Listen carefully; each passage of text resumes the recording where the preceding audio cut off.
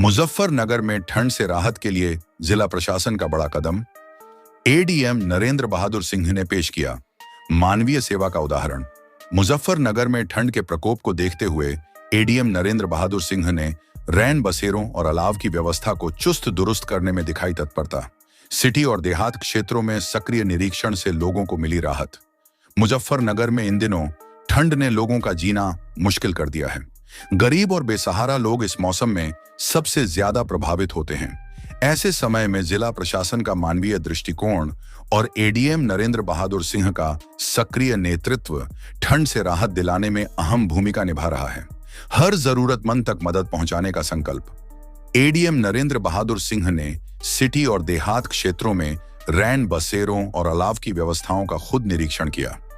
उन्होंने अधिकारियों को स्पष्ट निर्देश दिए कि ठंड से जूझ रहे लोगों तक हर संभव मदद पहुंचाई जाए। उनका यह प्रयास न केवल प्रशासनिक जिम्मेदारी का उदाहरण है, बल्कि समाज के प्रति गहरी संवेदनशीलता को भी दर्शाता है। रैन बसेरों में हर सुविधा उपलब्ध। शहर और ग्रामीण क्षेत्रों में बने रैन बसेरों को लोगों के लिए पूरी तरह से तैयार कर दिया गया है। इन रैन बसेरों में साफ सफाई, गर्म बिस्तर, कंबल और गर्म पानी की सुविधाएं सुनिश्चित की गई हैं।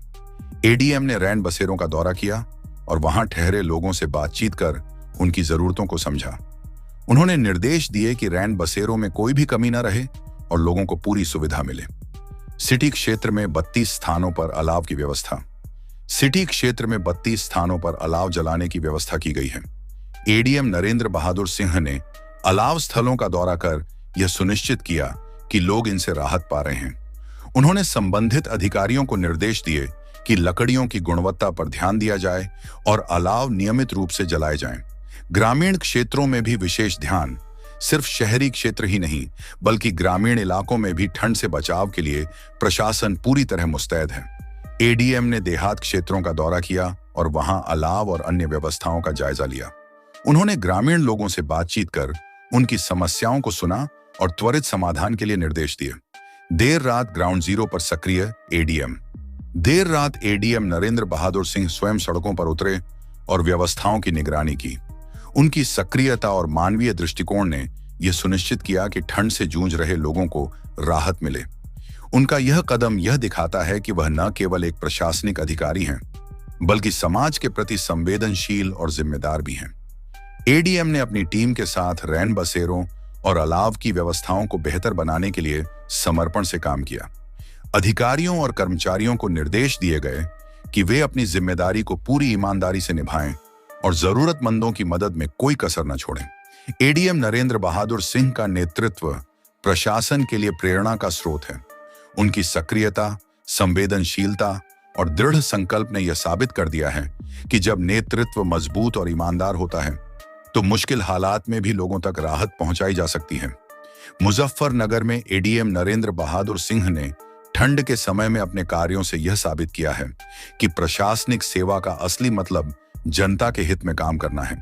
उनकी तत्परता और मानवीय दृष्टिकोण अन्य अधिकारियों और समाज के लिए एक मिसाल है। उनके प्रयासों से न केवल लोगों को राहत मिली है, बल्कि प्रशासनिक तंत्र पर जनता का विश्वास भी मजबूत हुआ है। जनपद मुजफ्फरनगर से तनवीर मलिक की स्पेशल रिपोर्ट। देखिए, जैसा आप सभी देख रहे हैं कि विगत कुछ दिनों में ठंड अत्यधिक बढ़ गई है।